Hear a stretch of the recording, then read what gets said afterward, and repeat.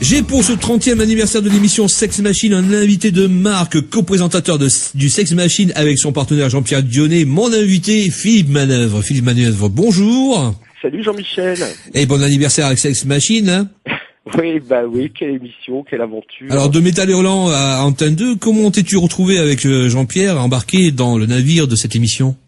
Écoute, on était appelé par la télévision. Faut dire qu'on faisait très fort avec Métal Hurlant. C'était quand même une revue de bande dessinée de science-fiction assez gonflée. Ouais.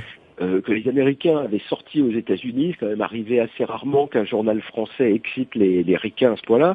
Et nous, de notre côté, on a été donc appelés par Pierre Lescure et Alain de Bref qui démarraient les Enfants du Rock avec... ils avaient toute une bande, ils réunissaient une petite bande avec Antoine Decaune, avec Jackie, et donc il leur semblait bien que Manœuvre et Dionnet soit dans le coup. Oui. Alors nous, on a fait une émission sur la bande dessinée pendant 1 an, et puis très vite, on a vu arriver les premiers clips, on a vu arriver... on a senti qu'il y avait un désir de funk. Ouais. Alors moi je me souviens, vas-y. Je me souviens, pas une seule fois, vous aviez pu rentrer dans cette boîte mythique de Sex Machine. Qui a eu cette idée farfelue que vous étiez refoulé en permanence? Écoute, j'ai vu quelque part que les mecs de Chic, ils ont écrit le Freak c'est Chic parce que ils avaient été refoulés au Studio 54 Oui. le soir de réveillon. Oui, Et tout donc à fait. ils sont rentrés chez eux et dans leur petite chambre de bonne, ils ont écrit Fac Studio 54. Ouais. Bon. Ouais. Et après, on leur a dit non, mais ça va un peu loin. Mais c'est une aventure qui est arrivée à des millions de gens. Tu vois, t'arrivais en boîte, tu t'es super habillé et tout, t'es avec le bon pote, celui qui connaît le videur. Et puis justement, ce soir-là, c'est un autre videur. C'était une autre soirée, t'as pas les habits qu'il faut, et là t'es refoulé, et les filles se moquent, enfin tout le monde rigole, etc. Enfin, c'est une aventure, mais alors c'est une hantise même, hein, je crois. Il y a des gens qui sortent pas pour être sûr que ça leur arrive pas, quoi. Alors, dans ces émissions-là, on peut pas oublier les sketchs qu'il y avait dans ces émissions. C'est toi qui les écrivais avec Jean-Pierre? Voilà, avec Jean-Pierre Dionnet, les yeux dans les yeux, on se mettait à une table et il fallait sortir une dizaine de sketchs dans l'après-midi. C'était un peu comme, c'est ce qu'ont vécu toutes les bandes qui font des gags, les nuls, les bronzés, proportion gardée. Voilà, on faisait pareil avec nos petits moyens. Et puis c'est des idées qui deviennent pour les acteurs, qui deviennent récurrents. Il y avait toute une petite bande autour de nous. Toute l'idée, tout le concept, c'était 2 crétins, un en perfecto, un en smoking, essayent de rentrer dans une boîte, tout les sépare, sauf l'envie de rentrer dans la boîte. Et donc, ils vont monter des plans, des délires. C'est clair. Voilà, et tout ça, ça permettait de passer la musique du moment, qui était quand même, c'était ça le centre du truc, quoi. C'est clair, il y avait un choix musical imparable pour ces années-là, des nouveautés en pagaille, des légendes, et bien sûr, la rencontre de Mr. Dynamite, Monsieur James Brown en personne. Comment s'est passée cette rencontre avec cette légende? Moi, au bout d'un an, l'émission cartonnait et il n'y avait pas Internet à l'époque. Ouais. Je me disais quand même, James Brown, il doit être là-bas en Amérique. Est-ce qu'il sait que ça existe, cette histoire? À un moment, il faudrait le prévenir. Le Sex Machine. Et à ce moment-là, il est revenu en force avec Afrika Bambaataa. Oui. Il a fait un disque spécial avec ce rappeur de New York. Et donc, j'ai sauté, il faisait un peu de promotion, donc j'ai sauté sur l'occasion, j'ai pris le premier avion et je suis parti rencontrer James.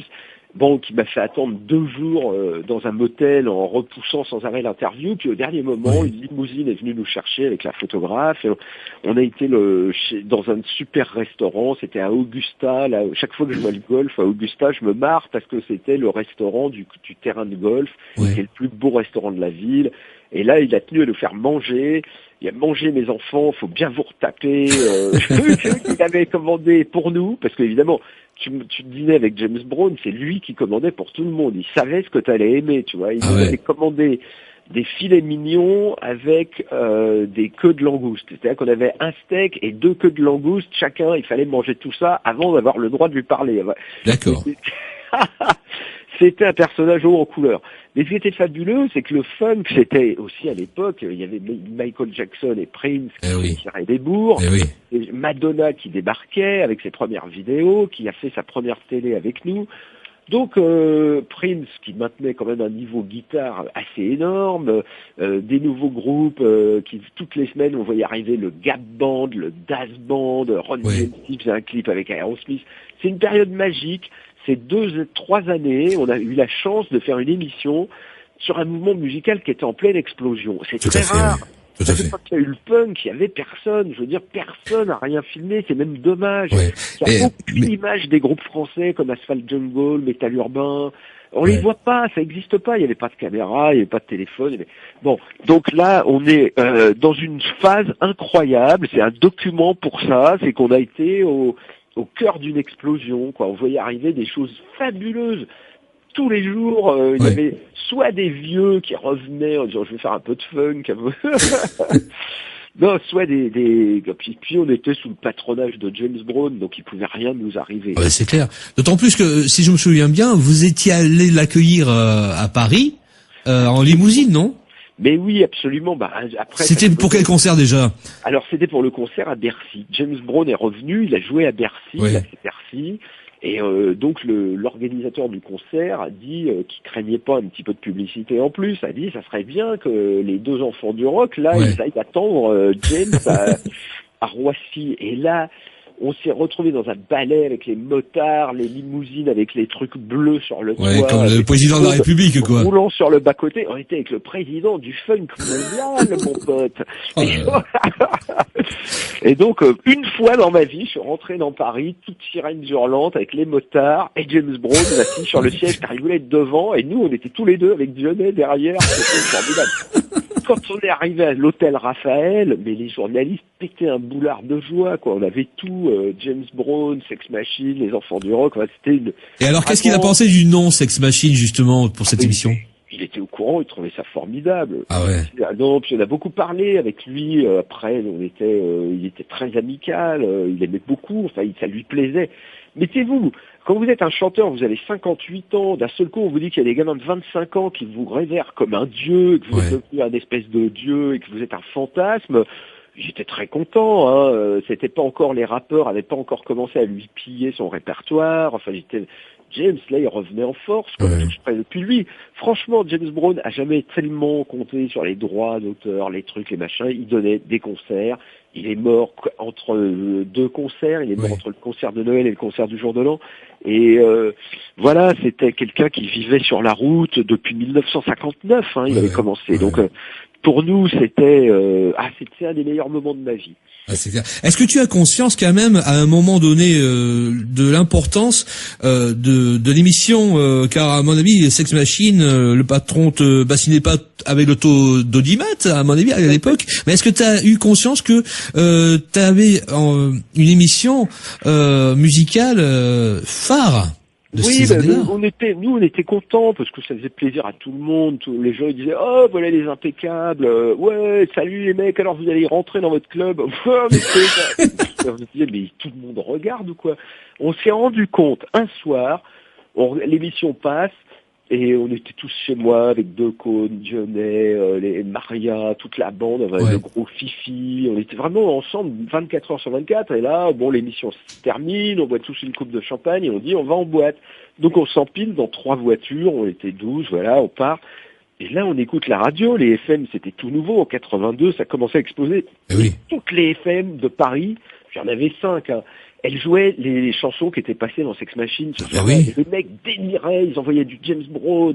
Ils disaient ouais, vous avez vu ça, putain les mecs. Et c'est là qu'on s'est rendu compte qu'on avait mis une claque parce qu'ils en parlaient à la radio. Mais non seulement, mais c'est clair que pour moi, toi et Jean-Pierre, grâce à cette émission-là, vous m'avez fait découvrir le funk.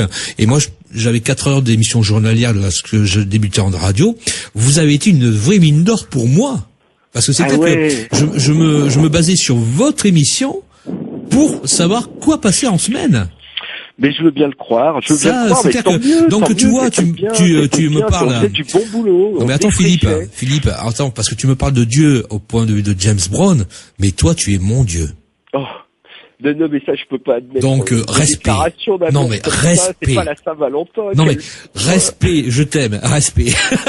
Voilà. Respect, vraiment, parce que je suis quelqu'un, tu vois, rares sont les personnes qui m'ont appris quelque chose, qui m'ont appris à suivre un courant musical, qui m'ont appris, il y a 2-3 personnes comme ça dans le monde, et t'en fais partie. Voilà, c'est quelque chose quand même qu'il fallait que je te dise quand même. Hein.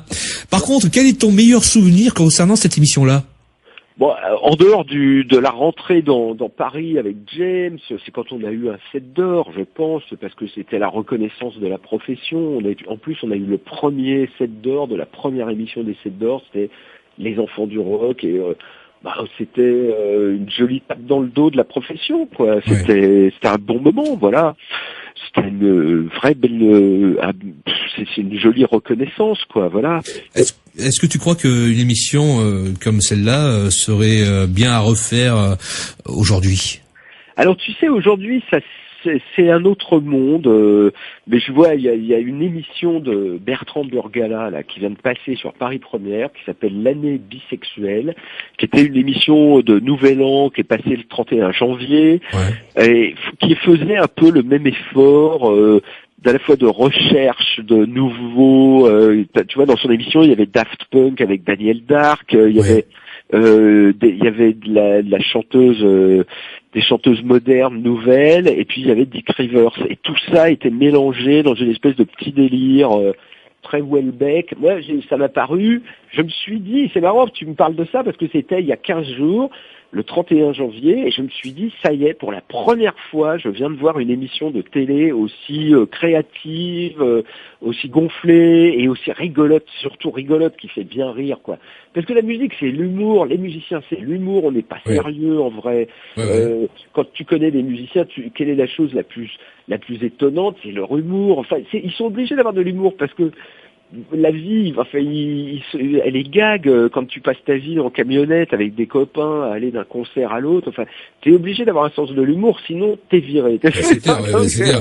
La première chose qu'on demande dans toutes ces émissions, en fait, partout, de recherche de talent et tout, c'est quel est ton sens de l'humour? Est-ce que tu as le sens de l'humour? Si t'as le sens de l'humour, on te met 2-3 petits coups de patte. Si tu te relèves comme un culbuto, la blague à la lèvre, t'es dans le petit fin partie du groupe. C'est la seule condition. Les musiciens, c'est ça. Les talents torturés, les trucs, les machins, c'est pas vrai. Ça dure pas longtemps. Ça fait chier tout le monde.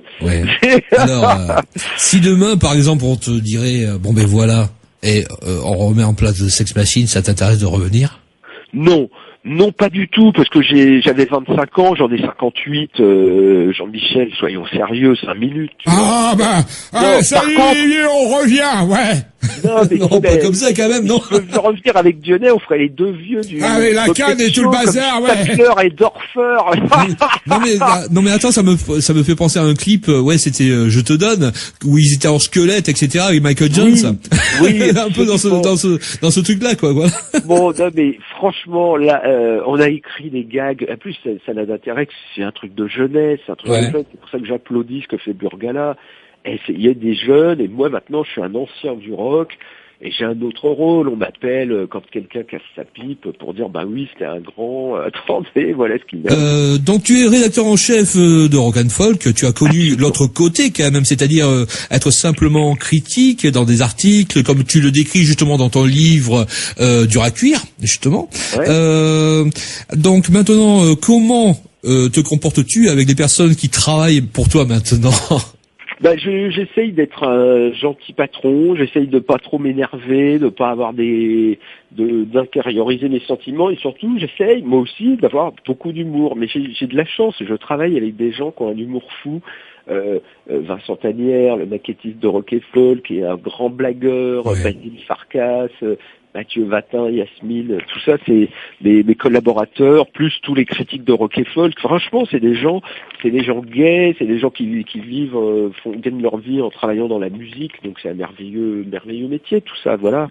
Je te remercie vraiment de ta gentillesse. Mais écoute, je t'en prie. Ça a été un plaisir de discuter avec toi. Je te remercie beaucoup. Ça a été vraiment super. Merci beaucoup. Mais je t'en prie.